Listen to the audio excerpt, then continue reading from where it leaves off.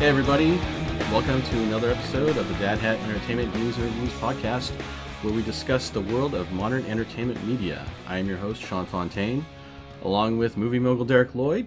Hey everybody. And our new television and stream queen, Jessie Skillings. Hey. I know this sort of feels like deja vu, and I was going to not mention what happened to us last week, but just briefly going to say we did this entire episode last Friday, but due to a technical snafu, we lost the entire audio. So here we are again. So deja vu. Take two. Yep. Right.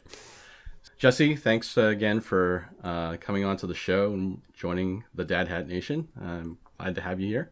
Thanks for having me. Do you want to give a quick bio of yourself? Sure. Well, I'm Jessie. I'm going to be covering the TV portion of the podcast. My education background includes being a communications major at Worcester State, where I helped run a local radio show with a friend.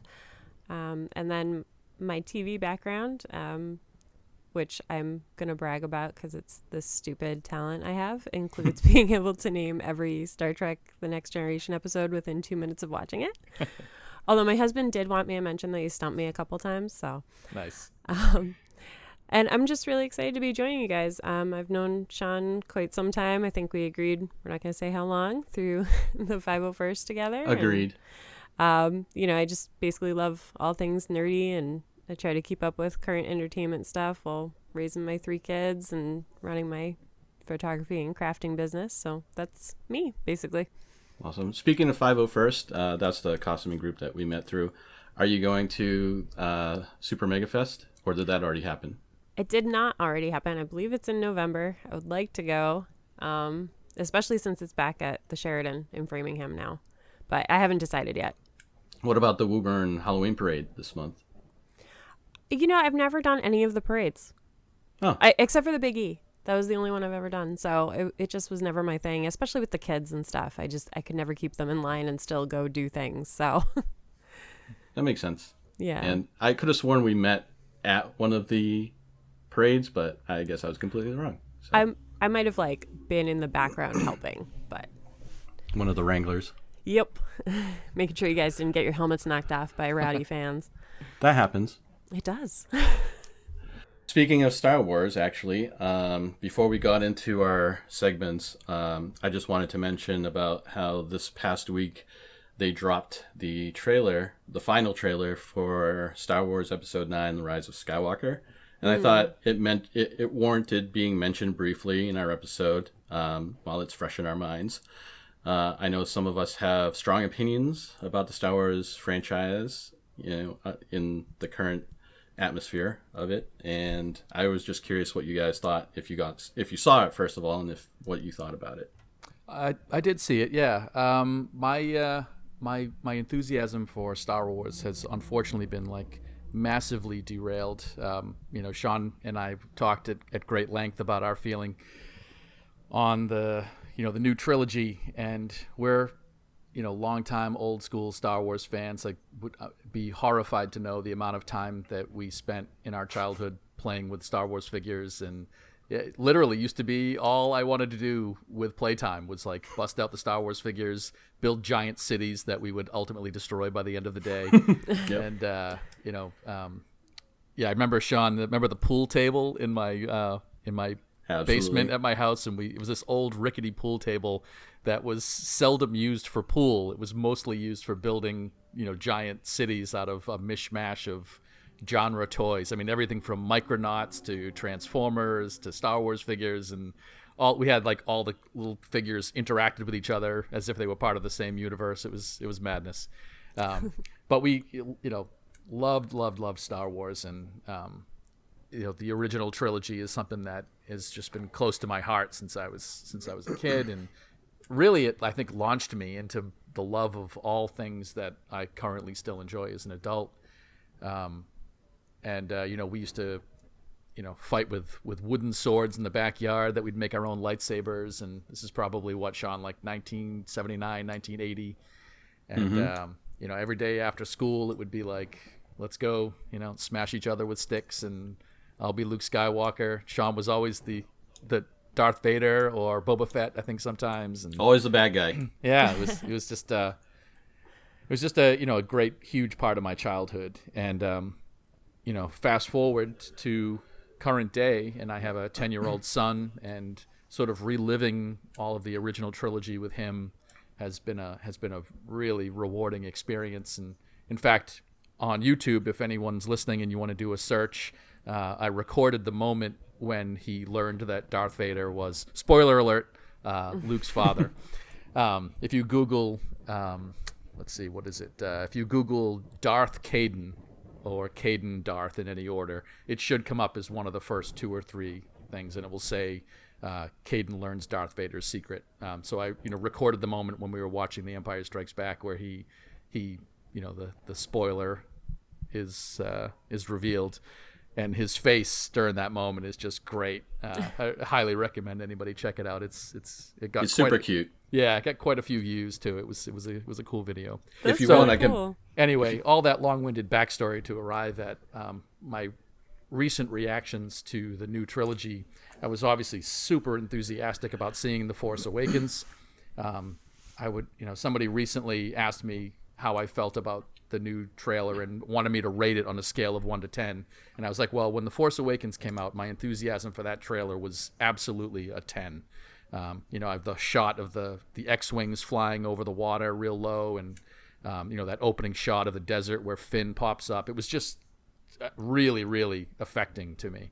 And went to see the movie, and I left it sort of feeling some disappointments, but mostly it was small stuff that I would have gotten over, I think, if I had loved The Last Jedi. I had some qualms about how they treated Han Solo's character, and the fact that he had sort of been I don't really want to picture Han Solo without the Millennium Falcon in his life. And I have to imagine, they had that whole story where, for 10 years or so, he's been chasing it across the galaxy, and sort of the failure of Han and Leia's relationship didn't really sit well with me, and all that sort of stuff. But I was ready to sort of move past it all. But The Last Jedi just landed with a dull thud for me, and I really can't get over it. I feel like almost a degree of I feel sort of pathetic with how much I hate it. You're so downplaying this now too, I can tell. Yeah, I really, really, really just there's something I can't watch it. I watched it the first time, and sort of it felt like inhaling noxious fume the entire time, but I kept it to myself, and I was sitting next to my son who loves the original trilogy also, and I didn't want my read of the movie to color his, but I wanted his genuine opinion. So as pleasantly as I could, as soon as the movie was over, I turned to him and I'm like, so what'd you think, buddy? I think I said it just like that, and he looked at me and he kind of paused, and he's like, I just didn't really like how funny they made it. And I really didn't like how Luke Skywalker was. I think that was his actual quote. I didn't like how they made Luke Skywalker be. And I was like, that's exactly how I felt. So, we kind of left the theater feeling a little down, and it was just a bummer. And I, never really recovered from that feeling. I tried to watch it one other time, and just strongly disliked it. So all that backstory to arrive at the new trailer, which... because of all of that, my enthusiasm for it was very low, and my expectations. I don't feel that for me it can be fixed. I'm not sure that there's anything that they could do at this point that would, for me, repair the damage done. But I know a lot of people don't feel that way. A lot of people feel as though, Luke Skywalker's character progressed naturally, and that's a perfectly fine place for him to have landed, and they're not encumbered by all the feelings that I bring to it. And, that's good. I mean, it seems like this fan base is split about 50-50. 50% of the people seem to love it and really love it and defend it. And 50% of the people cannot even view a social media post about it being positive without diving in and telling them how much they hated it. So That's true. Yeah. What's your take on it, Jess? I probably don't have as strong of feelings about it as you do. I didn't love them. It doesn't. it's such a cop-out answer, but like you hear it all the time. It doesn't feel like Star Wars. Mm-hmm. And that's kind of the conclusion I've come to, is that it's just not going to feel like Star Wars. And if I go into it, and like my kids, they love it too. And they actually like the new ones better than the old ones. Okay. And so, my son just picked Last Jedi to watch for one of his movie nights with me the other night. Cool. And he really enjoys it. So, I go into it and I go, all right, I'm going to take him to the theater and I'm going to watch it like an action sci-fi movie. Mm-hmm. And I'm just going to have fun. And I'm going to laugh at the goofy parts. And, that's it. It's not Star Wars to me. It's fun and it's all right. It's not something I'd pick to watch all the time. And honestly, they've all kind of blended together for me. I couldn't tell you what happened in each one and all that. Because it just seems very much the same. Whereas I feel like the original trilogy, I could tell you every moment of those films. Yeah. Rogue One was nice. I enjoyed that. I agree. That was like a little side note for fans, it felt like.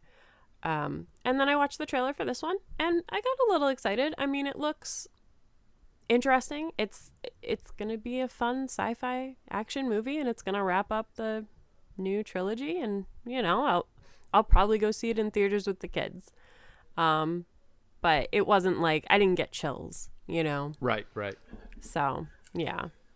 Yeah, like I will add to the end of all this that in for a penny, in for a pound at this point. I obviously am going to see it in the theater at some point. Right. Yeah.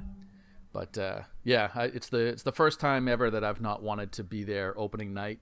Since I was old enough to make those decisions in my life. For all the prequels, they were a big deal then, and I have feelings about those too. We don't have to go there, but like you mentioned with your kids liking the new trilogy, my son definitely liked the prequel trilogies much more than I did. And I think it has a lot to do with the age that you ingest them, that sort of thing. It definitely does. And by new, I actually mean the prequels as well, because my kids definitely enjoyed those. And to me, they're, still very new. So, yeah. Cool. And Sean? I'm going to take your advice from the other night, and I'll buy a ticket to another movie and sneak into Star Wars and watch it. Yeah. I don't want to give them the ticket sale, but I do want to see it on the big screen, only because, again, just like how you guys both reiterated, that it's not really feeling like Star Wars felt to me, as a kid. And I totally agree with you about The Last Jedi, how Luke's story arc just went down the toilet. And it's just like, how do you go from like a story like the Skywalker story arc and just trash it? Yeah. Yeah. But I'm not even going to get too far into that. But I do sort of wish that there was a video of someone filming my face at the moment that Luke draws that would have his been a great lightsaber. reaction. When he almost kills Kylo Ren in his sleep, I was like, my face must have been awesome. Contorted into like weird shapes and stuff. Like, I bet it looked just like Luke when he was about to like smash him with a lightsaber, but for totally different reasons. Totally. So yeah, the only real reason I want to see the final movie on the big screen, like I was telling you, is like I want to see the Millennium Falcon on the big screen, and like just cool space battles. That's really all I'm looking for now. Yeah, it always gets me. Yeah. The visuals are obviously going to be superb, without a doubt. And what's interesting is I thought they might still have John Williams score it, but I found out that the score to the final trailer was not done by John Williams. It was done by somebody else, but I can't remember his name. Interesting. And I'm not sure if that means that John Williams won't be scoring the last movie, which would be a total shock and just blasphemy in my eyes. But, definitely. Yeah, I'll have to look into that. I would be shocked if they did not have him do it, but. So hopefully that's just a one-off thing, and maybe So whoever told me that on social media maybe got it from an unreliable source. Who knows? But I'm going to look into that too. Sure. So yeah, that was my idea, my thoughts on the trailer. As a complete, like, aside from that, did you guys ever read any of the Star Wars books that are now no longer canon, of course? So I came to them late. So my son and I read to him like every night. It's sort of like our nightly ritual that we do. And he just, it's something that he's really taken to. He loves it. And so I think we've probably cranked through more books, and he's at age 10, than I read myself before I was 25. I mean, we've been blazing through novels. So after The Last Jedi and his disappointment and my disappointment, I was like, there's an alternate story out there, pal, that we could take a stab at. And so we read the very first one, which, like, is it correct to call it the Thrawn trilogy? It was the Heir to the Empire? Yes, sorry, yeah, Heir to the Empire. That's what it was. Yep. So we read that trilogy, and he liked it. I liked it. Thrawn is obviously like really cool and was a good villain. There were moments that I was maybe I thought a few parts I thought were a little bit boring, but overall I did like the story.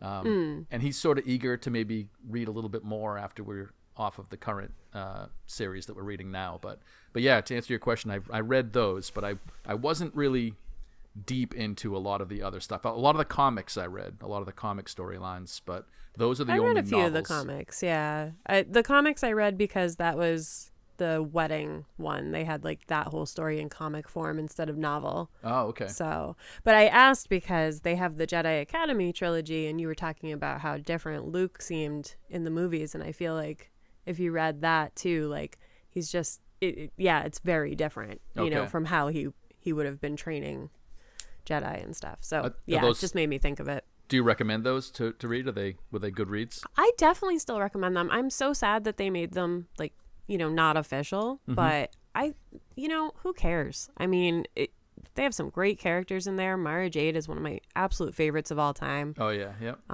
Thrawn, of course. Some of the admirals they brought in, it's such a rich story, and I definitely would still read them. Okay, cool. All over again. So this is a section of the podcast where if you're a potential sponsor, we can talk about your products or services. We get a nice little time slot here waiting for you. If you want to become a sponsor, you can contact us at dadhatnewsandreviews@gmail.com. Also, if you're a listener and you'd like to support us and help us keep the lights on, as it were, you can become a Patreon and help support us by pledging on our Patreon at patreon.com/dadhatnewsandreviews. So I was going to ask Jesse if you want to take the lead this week, because I know last time I was going to take the lead to kind of let you, shuffle yourself in. Yeah, but I think you're pretty comfortable. It seems like you're pretty comfortable now. Do you want to take the first segment? Yeah, sure. I can do that. Oh, and by the way, I had my phone in front of me, and John Williams did score the last one. So. Awesome. Okay. Oh, yay. So no worries. I might not wanted to see it if that was the case, but that would be really weird. Yeah, I agree. Yeah. So, like I said, I was gonna review Penny Dreadful for everyone. So, it's actually available on Netflix. So I don't have any cable at my house. We just have a bunch of streaming services, and it's not exactly new. It did run back in 2014 to 2016, but it shows up in the popular on Netflix section. And I actually found it through my fiance. He started to watch it, and I didn't think I'd really enjoy it. I'm not typically a horror fan. We share a Netflix queue, and I think I mentioned to you guys, he's constantly messing up my Netflix queue. And I come home to the most random stuff in my continue watching list, but I don't really watch a lot of horror, not usually my thing. But this did draw me in almost immediately. I think I asked him to turn off one episode, and it kind of creeped me out. There's a lot of blood and gore, and but I did end up enjoying it. It's based on a lot of classic horror characters. If you don't want to hear about anybody who pops up in the show, this might have a few spoilers, but it doesn't have I'm not going to talk about any major plot points or anything like that. But by the end, I think I'd finished all 3 seasons in a matter of maybe a couple weeks. It's a great mix of horror, thriller, mystery, supernatural stuff. It takes a different spin on some of the supernatural stuff than some other shows I've seen, like Supernatural. And if people ask me to describe it, I've definitely said like ask them if they've seen the Sean Connery movie League of Extraordinary Gentlemen, because it's a lot like that, but it's darker, obviously, because that was, I think, PG-13, and it was pretty kid-friendly for the most part. This is definitely not kid-friendly.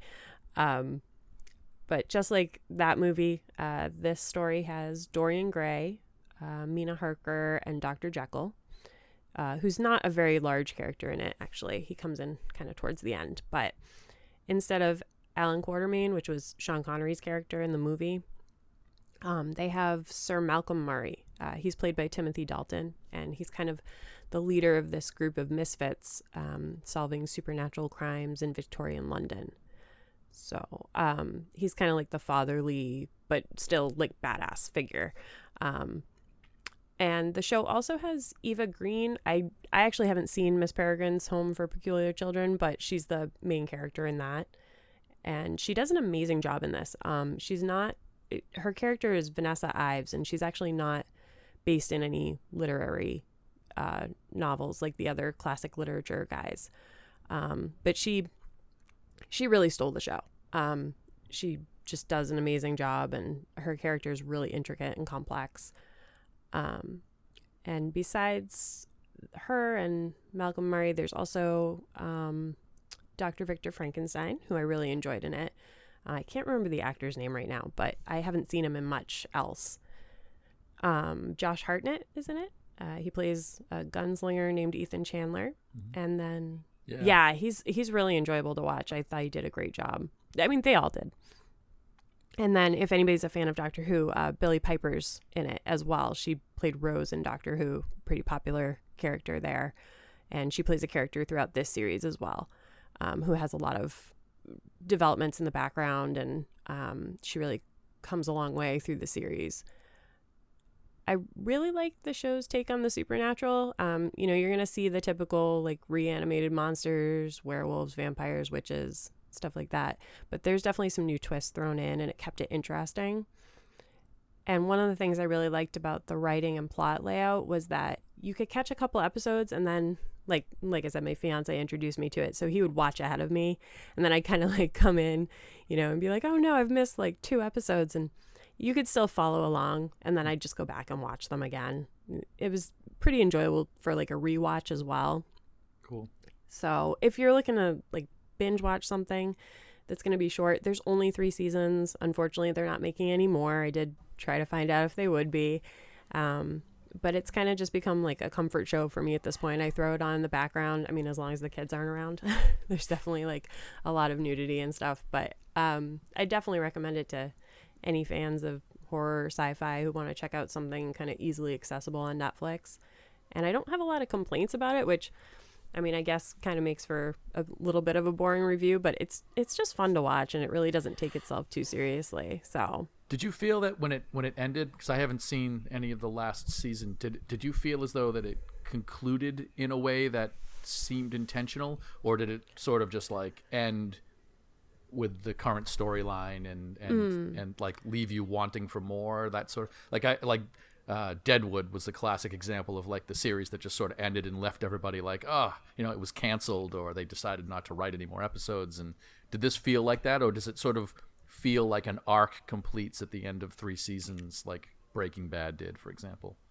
I mean, without giving anything away, they definitely do wrap up the story nicely. Okay. But I was disappointed in the ending still, because I felt like they could have done 1 or 2 more seasons. But they definitely wrap it up. They don't leave you with too many questions, but there's room to be disappointed and want them to have done more. Gotcha. Okay. I really liked the production value of the show. It just seemed really top notch. Like, it didn't look like they skimped on anything as far as cinematography or makeup or any effects or anything. I just really thought it looked like a good show. Yeah, it definitely looked like high quality. I felt like you were watching, a mini series, a movie, something like that. Yeah. What did you think of the monster designs? They were interesting. The witches especially had a take on them that I hadn't seen in anything else before. And like I said, I don't watch a lot of horror, so maybe it has been, done somewhere else. I wouldn't be able to tell you, but it was nothing I'd seen in passing or in any of the supernatural stuff I've watched. So it's pretty creepy and cool. Yeah, I had seen the first episode, and I definitely the way that the Frankenstein monster was presented, I thought was really well done. That was maybe the scene that grabbed me the most from the very first episode, and it ends the opening of that first episode too, which that was really good, I thought. Yeah, I think Frankenstein. Go ahead. Sorry. Oh no, I was just gonna say, like, the best thing about that is that's not his only creature in the show. So cool. It's pretty cool. I think the Frankenstein story arc is like my favorite throughout it. Yeah, he's a complex guy. He's definitely one of those ones that you like love to hate, and you think he's gonna be this not so great person. So cool. And it is a weird, interesting take on Dr. Frankenstein too. Like, I got through to the end of the second season. I'm like, wow, this guy is completely different from what I expected him to be. yeah, they kind of take these literary characters and make them very real. I mean, it took me a little while to pick up on the fact that he has a morphine addiction. Like, he's literally dealing with a monster, inside himself. So it's interesting. That is cool. So awesome. I wanted to see the third season, but I was using my 7-day free trial of Showtime, and I ran out. So. Oh, okay. You don't have Netflix? No, I dropped that one. We had to pare down, and we only have like Amazon Prime and Hulu. So yeah, makes sense. Yeah, it's worth watching the third, I would think, but maybe I'll let you borrow my Netflix login. Please, thank you. That would be great. Okay. All right, so switching gears a little, I'm going to jump into the video game segment of our podcast.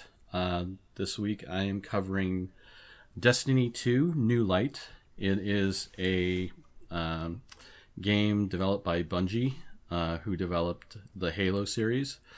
To preface the review, the original Destiny 2, the vanilla version, is a sequel to 2014's game Destiny. You play as a Guardian, a long-dead human who died in a war to protect Earth from this enemy called the Darkness. Humanity was saved after losing the war by a benevolent alien being called the Traveler, a giant city-sized white sphere that appeared in the solar system centuries before the events of this game. It brought with it the golden age of humanity, but eventually was hunted down by its ancient enemy, the Darkness. It sacrificed itself to repel the enemy, but what was left behind by the Traveler were the ghosts, these little robots or talisman that search the globe for their own individual guardians. You are one of these that are resurrected by the ghost and infused with, quote-unquote, the light, which is kind of like their version of space magic, therefore becoming immortal. So as long as the light exists and your ghost is around to resurrect you, you're pretty much, well, not invulnerable. You can still die, but you can come back, which is actually a cool mechanic for explaining why you respawn in the game. Your purpose is to protect humanity from the next coming of the Darkness. Destiny 2 is released for PlayStation 4 and Xbox One in September 2017, and a month or so after for PC users. It's best described by most people as an action MMO wrapped in a first-person shooter RPG with elements of an arena shooter thrown in. Sounds like an odd mix, but they really pull it off. Bungie ended up acquiring all the rights to it and is self-publishing it. To most people, this seems like a really good move because Activision seemed to be wrapped up in the whole too much hands-on development with the game, trying to make more money than just trying to please the fans. So on October 1st, Bungie released Shadowkeep, the fourth expansion for this Destiny 2 game, but at the same time made Destiny 2 a free-to-play game, calling it New Light, which is the game I'm actually playing right now.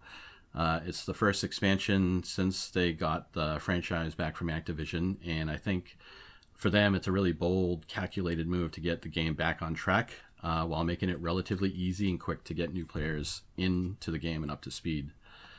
The game consists mainly of story campaigns as well as added expansions and seasons that you can purchase to add more content and activities beyond the base game. The free-to-play version actually has a huge amount of content that some believe are about 80% of all of Destiny 2's content is free now. So it is a super good deal. Some locations in the game are locked off to free-to-play players, but you can unlock them by grinding it out and earning experience points and leveling up. So you don't have to put any money in to do that. But if you buy the Shadowkeep expansion that came out in October, all the map locations are unlocked from the get-go. Also, if you are playing on PlayStation Plus or Xbox, you have to get the Plus or the Live Gold accounts in order to play the multiplayer aspects of the game, like the PvP content, but PC players don't have to do that. So my initial impression of the game, like the first Destiny, it does a really great job of making you feel like a total badass when you're playing. They're really good. Bungie's really good at that, if you've ever played any of the Halo games. Mm-hmm. The gameplay pretty much consists of picking your character, creating your character. There are 3 character classes, Titan, Hunter, and Warlock.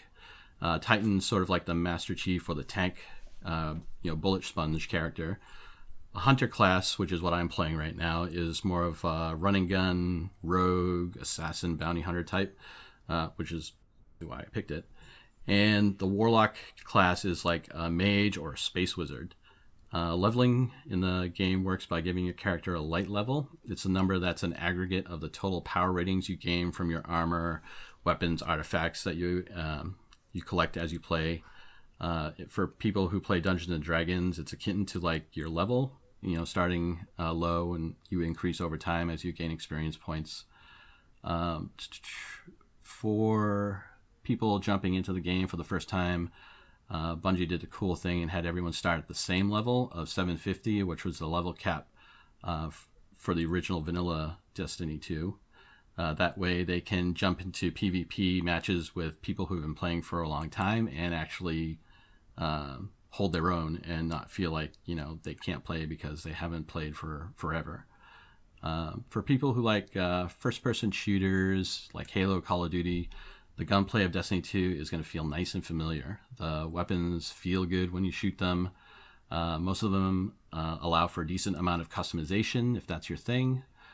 The same system works for your armor as well, that your character gets to use. And on top of that, they've changed the way you can customize your gear so that instead of the original Destiny, where you have to pick specific armor pieces or weapon pieces that have certain perks but look a certain way, you would end up looking like this mishmash, bunch of different looking pieces of armor and gear all mixed together to get the best, light level rating you can. Now, instead, they have empty slots in each gear piece that you can mix and match the perks and bonuses, but you can pick the gear that you want so that you kind of, look cool when you're doing it. There are supers or magic abilities that you can use. They've ramped that up quite a bit in Destiny 2 to, depending on your subclass that you choose, each super you get is specifically tailored to your character and visually unique. As a hunter, like I'm playing, you can conjure like a flaming pistol and shoot fireballs to obliterate enemies. As a Titan, you're sort of like jumping and landing on the ground like the Hulk and smashing or ground pounding and sending enemies flying. It's all pretty fun. The original, so the story is pretty much why I play games like this to begin with. I gravitate towards the story parts. I don't like PvP, only because I usually get my ass handed to me from other players, and it's just like, this is not really fun. But the original story that they have continuing through Destiny 2 is really cool. So the original Destiny started with very little in the way of story and lore, except for these grimoire cards that you unlock, but you had to go offline or go onto the internet to read the lore instead of seeing it in game, which is kind of weird. It is weird. A little disjointed. I'd rather have it be in the game than having to go search for it. Yeah. But by the time Destiny 2 comes out, they've really gotten away from the grimoire cards, and the lore is pretty much involved into the cutscenes and the story. In Destiny 2, the Red War, which is the expansion, one of 3 expansions that come for free, the Cabal, which is one of the enemy factions, invades the last city on Earth, the last safe city, and tries to take the light for themselves. Again, like I said, towards the end of Destiny 2, they really start to pack the story into the cutscenes and the game itself. You can actually go back if you really like the lore of Destiny 2. You can go back and get Destiny Collection if you have an Xbox 360, and I'm sure it's on Steam or something, which has the full original game plus all the expansions for under $20. That is a super good deal. I had that. I played through it just to get to the story, which is really fun. Fun fact, and mild spoiler actually for the game, if you play Destiny 2 and you decide to get the Forsaken expansion, that game expansion revolves around the death of one of their NPC characters called Caden. He's the head of the Hunter faction. You get missions from him and stuff. But that character is actually voiced by Firefly alumnus Nathan Fillion, which he's one of my favorites. He also played a character in one of the Halo games too. So he's fully immersed into nerd culture, which is cool. I think overall the main story of the game is what keeps me coming back. It's that overarching thread of the Traveler and the darkness, and they're sort of like kind of like a balance of power in the universe. So when you finish the Red War, you get a super cliffhanger in regards to that story between the Traveler and the darkness, but I won't spoil it. Again, I mentioned this to you last time, but I'm going to mention it to you again, Derek, that the game's maps and iconography are based largely on the map of the universe from Time Bandits. Yeah, that is so great. I love that.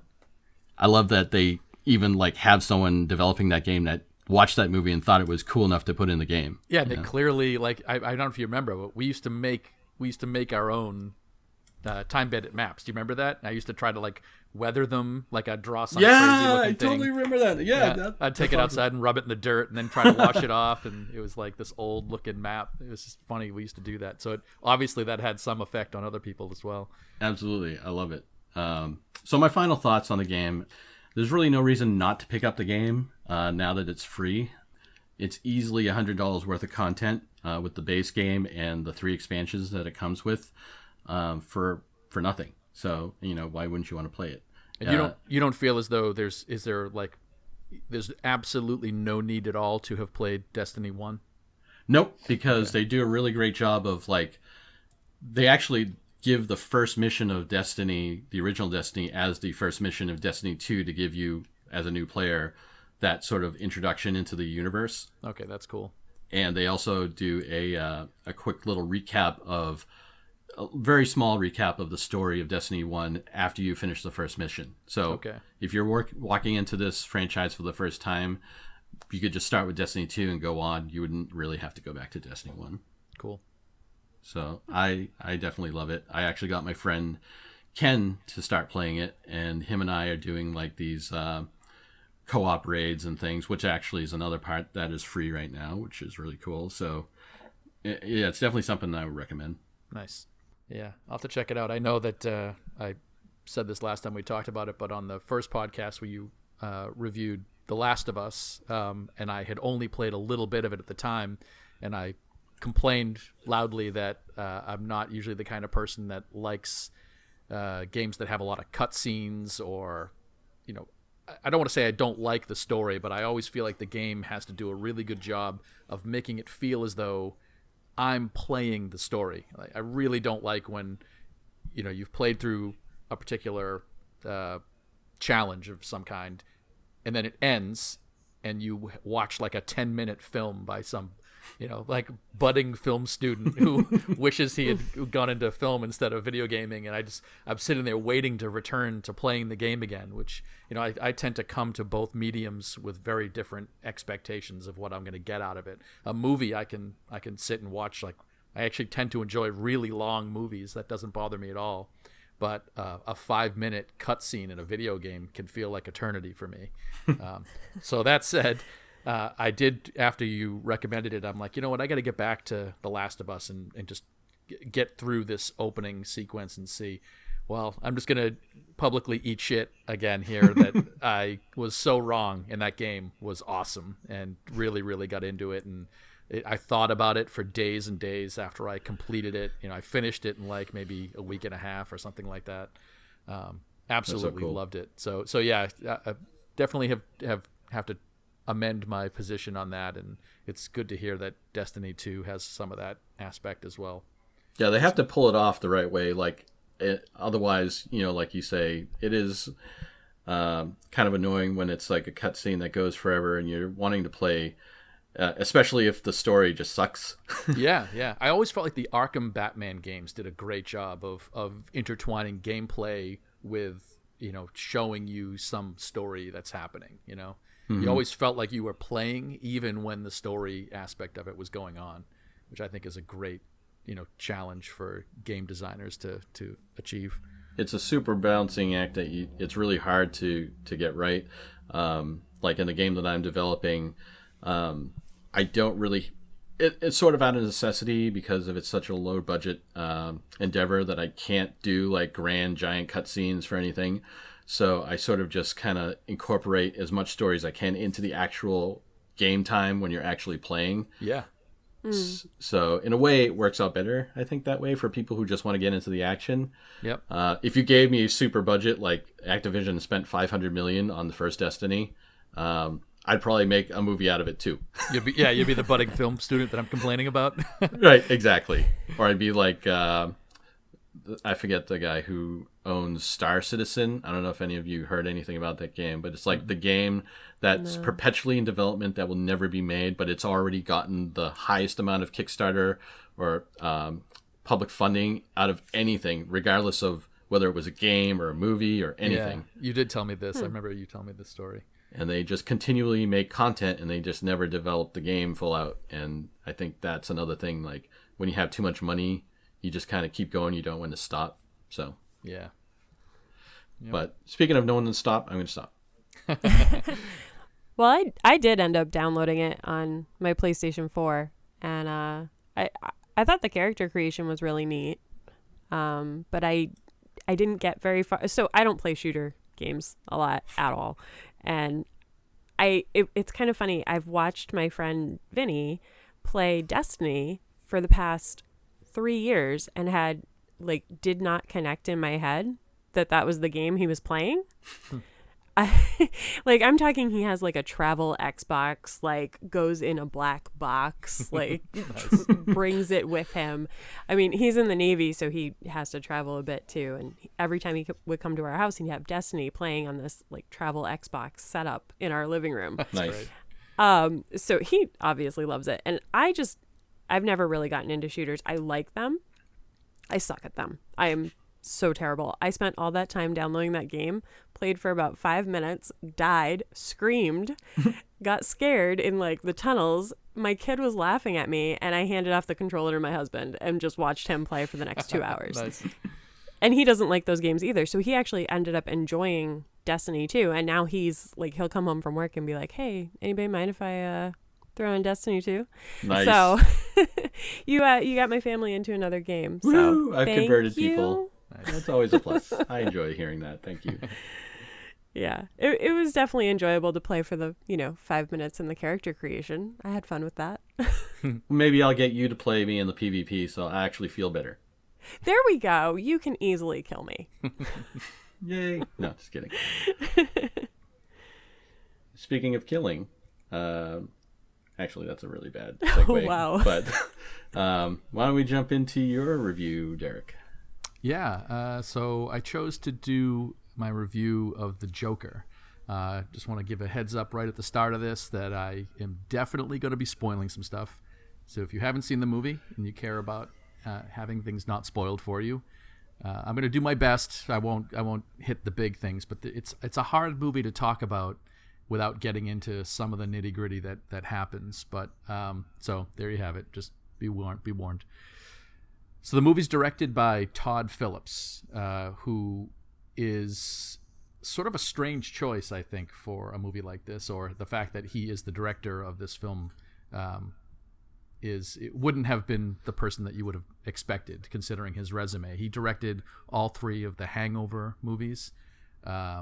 He did Starsky and Hutch, Due Date, Old School, Road Trip. So obviously, heavy comedy director. But that obviously isn't telling of anything related to his talents, because this movie was really good. So the film tells the backstory of one of the most popular and notorious comic book villains of all time. The character is, of course, also the foil to one of the most beloved comic book heroes of all time, Batman. But there's very little room for Batman in a story that goes into this much grim detail about what can make a person like Arthur Fleck, who's played by Joaquin Phoenix and will ultimately become the Joker by the end of the film. It's really dark and twisted and takes us into really, dark places in the mind of this character, Arthur Fleck. The movie presents him as an extremely lonely and relatively isolated individual who works for a small company that hires out clowns for parties, events, and promotional street performances and things like that. Very early in the film, we're introduced to a pretty rough day for Arthur, who finds himself accosted and assaulted by a bunch of street ruffians that deliver a vicious beating to him after he chases them into an alleyway to recover his promotional sign that they've stolen from him. And what we learn about Arthur in the first act of the film is that he suffers from a strange disorder that causes him to laugh uncontrollably when he's faced with situations that cause stress or discomfort. Like, for example, when he gets yelled at by a mother on a bus, which you can see in one of the trailers. He's trying to make her curious son laugh, who's peering over the bus seat at him. He's sitting behind him. And his reaction after the mother yells at him is to break out into hysterical laughter.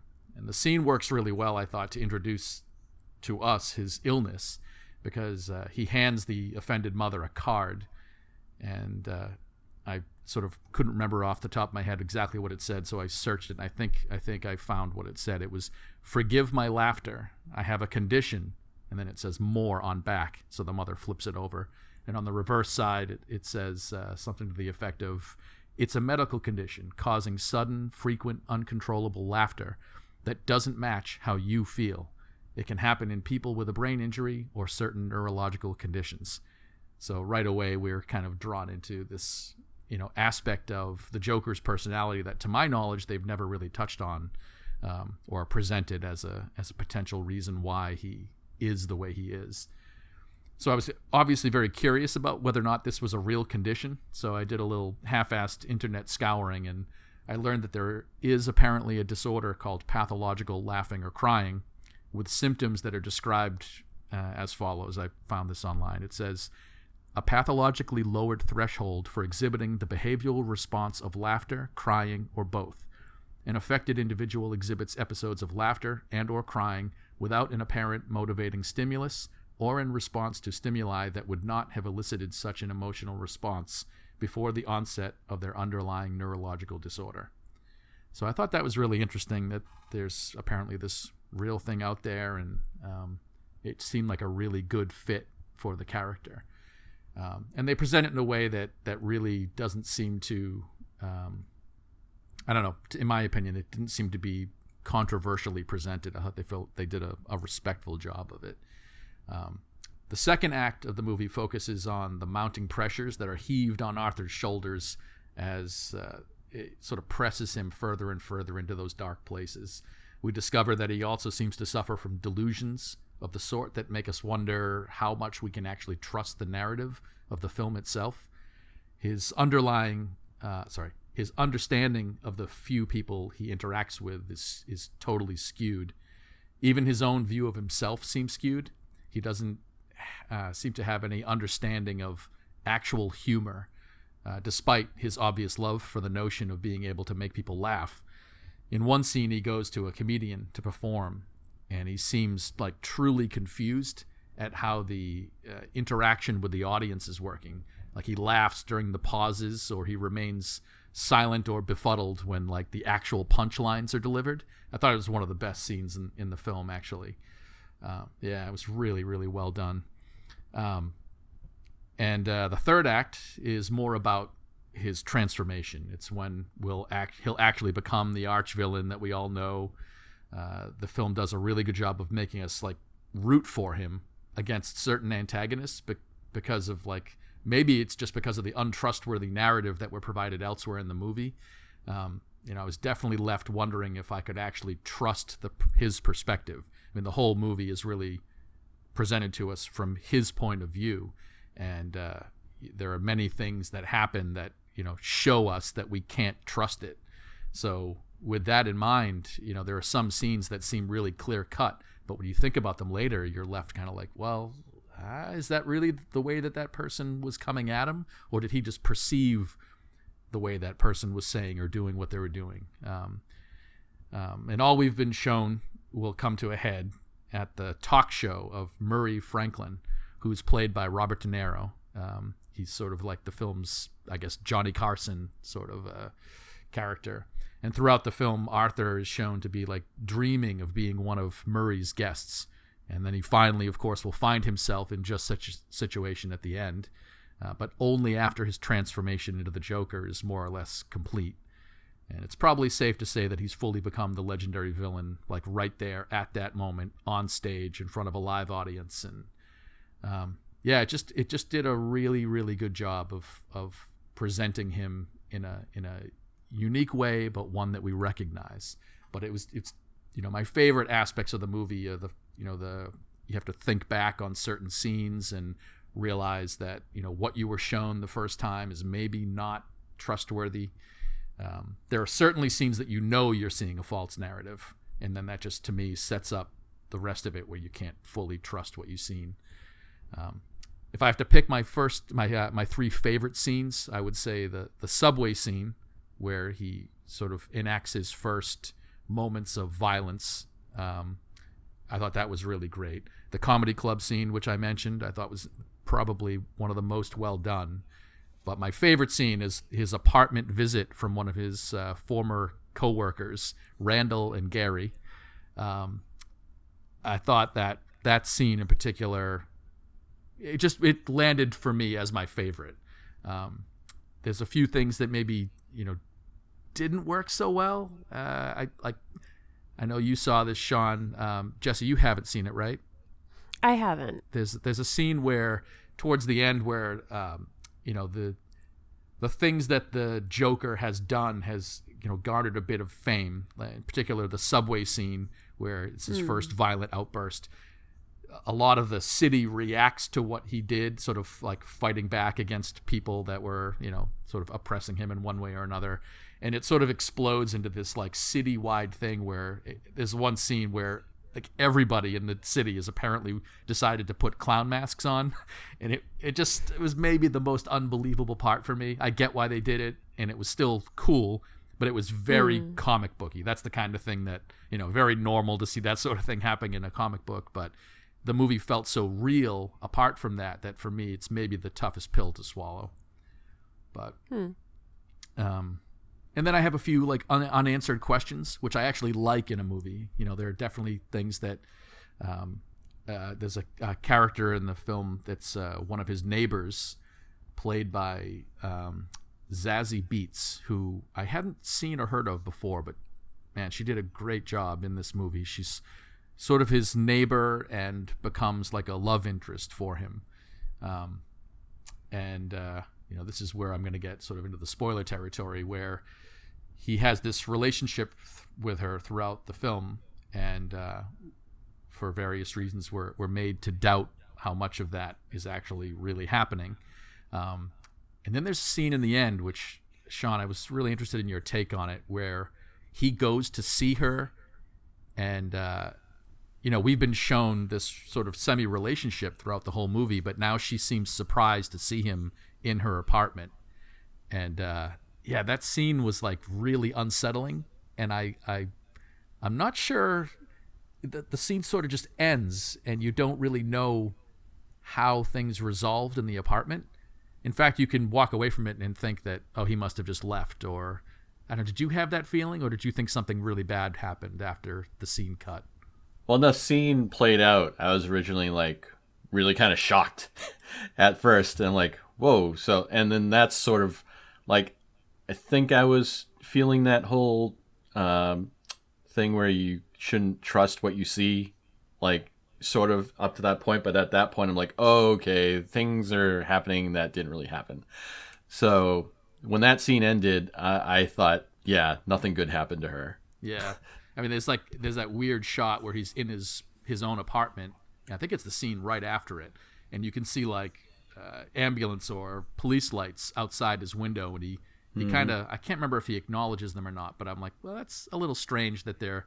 But then again, maybe they were setting up something else with that. You're left not knowing, which I think is kind of cool. And then they also did this really interesting connection. I said that there wasn't a lot of room for Batman in this movie, but that doesn't mean that the Wayne family doesn't make its appearance.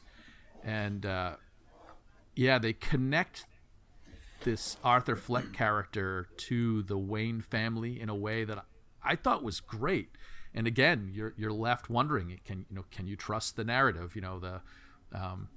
The connection, the familial connection between Arthur Fleck and Bruce Wayne that's presented, the movie seems to falsify.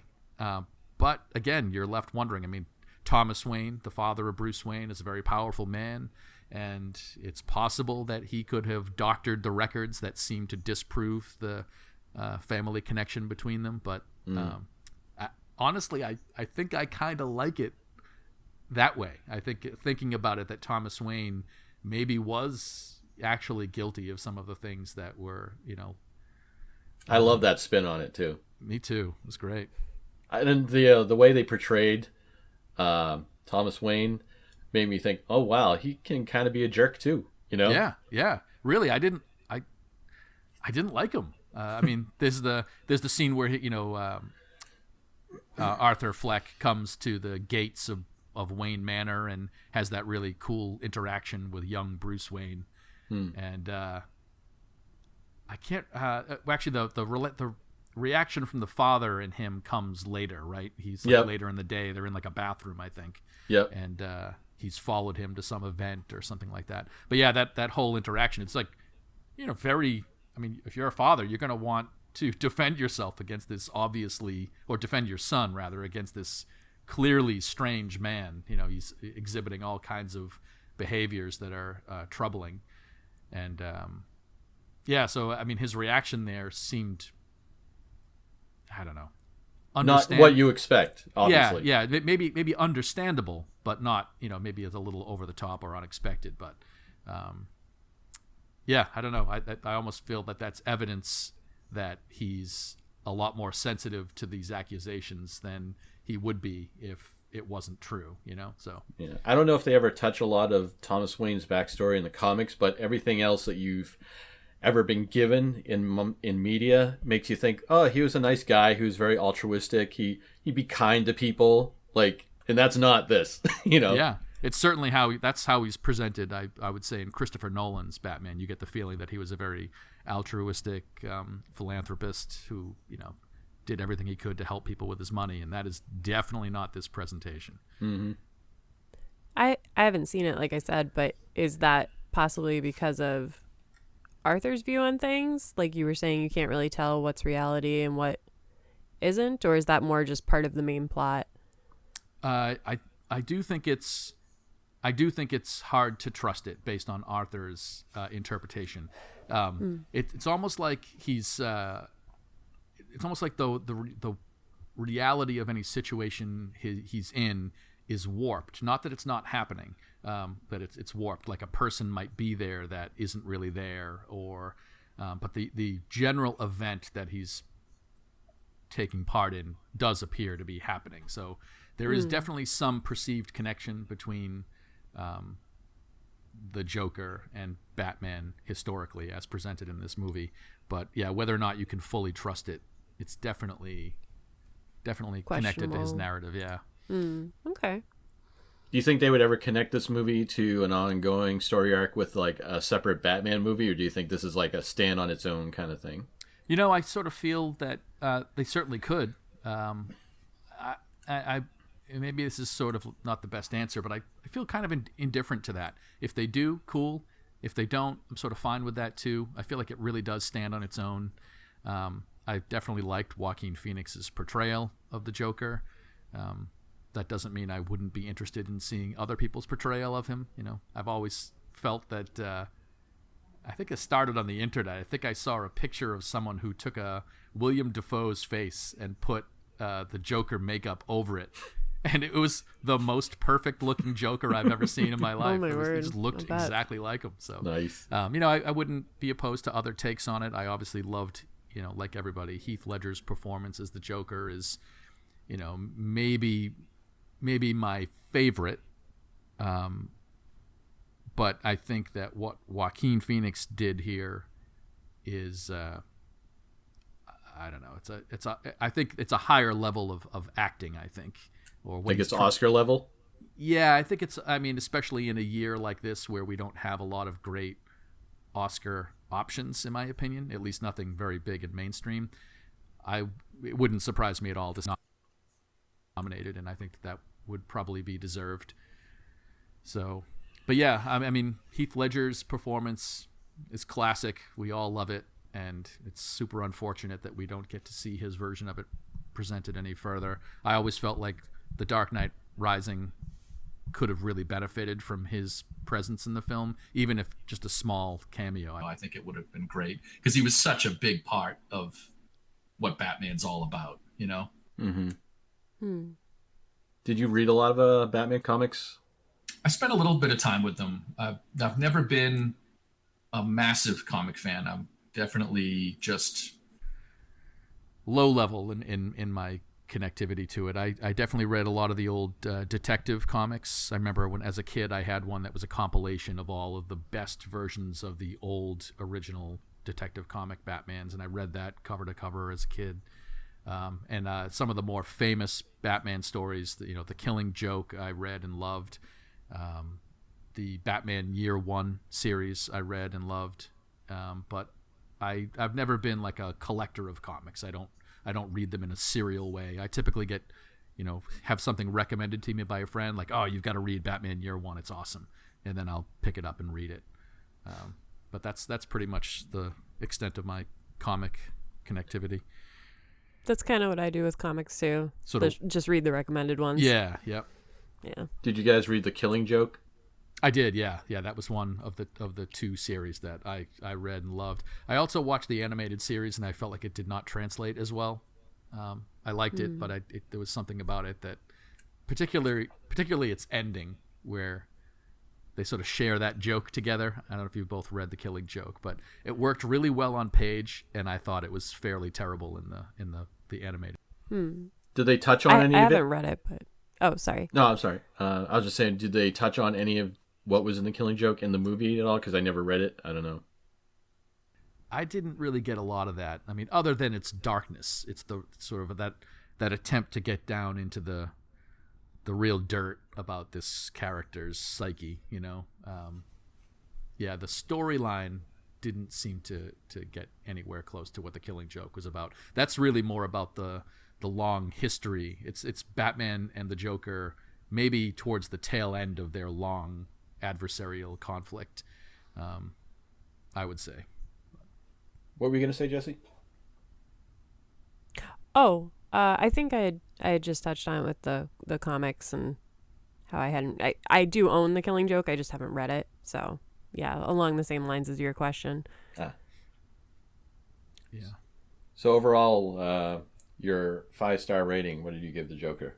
Yeah, so just to give some context, I sort of view the 5-star rating thing as it's how I land a lot of movies in my mind, and as the podcast continues, I'll probably return to it. 1 star for me is I hate it. I really don't ever want to watch it again. And 2 stars is, I didn't like it, didn't enjoy it. Probably wouldn't make any effort to see it again, but if it's on and there's nothing else on, maybe I'd suffer through a 2-star movie again. 3 stars is good, has some rewatchability, but I probably won't go out of my way for it. 4 stars is where we're getting into the territory of this movie was really good. It's very rewatchable. It's something I'm likely going to see multiple times. It's fun to talk about with people because there's a lot there. And then 5 stars I reserve for the movies that are it's not a small category. There are a lot of movies that fall here, but the movies that really impacted my life, Empire Strikes Back, Godfather, Jaws, Shawshank Redemption, just movies that totally blew you away and you still think about them. So with that said, I think for me, the Joker probably close to a 4 for me. Nice. Yeah, it's I will absolutely watch it again. Can definitely recommend it. I thought about it for multiple times after the film was over, which I love when that happens, and definitely would recommend it to any listener for sure. Nice. I think for me it was like a solid 3.5, like right there. Yep. More enjoyable, obviously, than not. But seeing it again, I could take it or leave it. Sure. So, any final thoughts, you guys, on anything we covered? No, I think that about covers it for me. Looking forward to the next one for sure. Yeah, same here. Anything going on that you guys want to plug? I can mention real quick, we've got a really cool charity event coming up at Battleground in Abington on November 2nd. It's a 24-hour gaming marathon. We start at noon on Saturday and will not leave the store until noon on Sunday. So if you want to be there for the entire marathon, that's the hours that takes place. The store will be open for business around that as well. Obviously, Sunday we won't close at noon. We stay open our regular hours. But the day is built to raise money for the Children's Miracle Foundation. And every year we do this around this time. It's part of the National Extra Life Marathon that goes on across the country. Nice.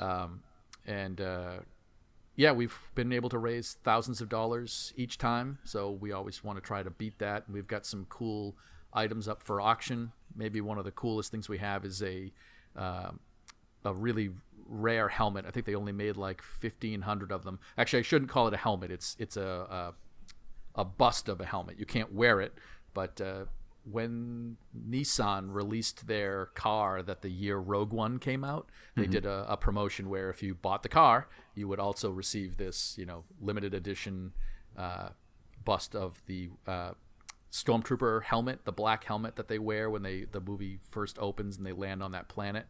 I forget what kind of trooper they're called, but it's really, really cool looking helmet. So people can sort of come to the event or not. You can actually purchase raffle tickets. You could reach out to me in any way, Derek@battlegroundgames.com. If you're interested in buying raffle tickets for it, I can take care of that for you.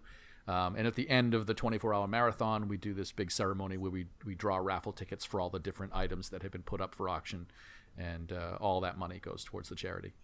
I love that idea, how you keep that store open like that long and like it's just nonstop for 24 hours. It's so cool. Yeah, it's great. It's a good time.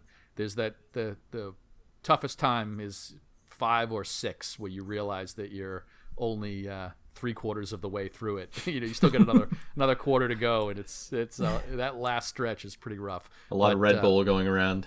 Yeah, we have a good rally though at like 6 o'clock in the morning. One of Battlegrounds Abington store manager Andrew brings in a waffle maker, so he goes up into the loft and he cooks everybody up waffles. So it's pretty good. That sounds fun. Yeah, You got me sold on waffles. Yep, that's right. What was that thing that you told last time when we recorded? There's like some game specific to that event that you guys play? Yeah, like if anyone is planning to come to this, again, don't feel as though you have to have, just to come to Battleground in general, we have like events that happen every night during the week, and some people always feel like, well, I've never played that game, or I've never heard of it, or I don't know anything about that, or even gaming in general. Doesn't matter. Every community that we have is not just welcoming for new people. They love it. It's sort of like the new blood whenever someone comes to a new event or a game system that we've got in play. Everyone's just really good about teaching people what's happening and how to get involved in it. So don't ever feel as though you know it's not something you're into, you've never done, so I'm going to stay away. It's anybody can come and play. And if you're going to come to the Extra Life Marathon, I highly recommend that you be there for midnight, because there's a game called Werewolf where it can be played with up to, I think, something like 60-something people. And the biggest we've ever got to on the Extra Life Marathon is like 30 or so people. Nice. Everyone sits around in a huge circle, and I usually function as the moderator for the first 2 or 3 games that we play. And everyone gets handed a card, and the card will tell you secretly whether or not you are a villager or a werewolf. And if you're a werewolf, it will be your job to slowly try to kill off all the villagers over the course of the game, while the villagers desperately try to determine who the werewolves are.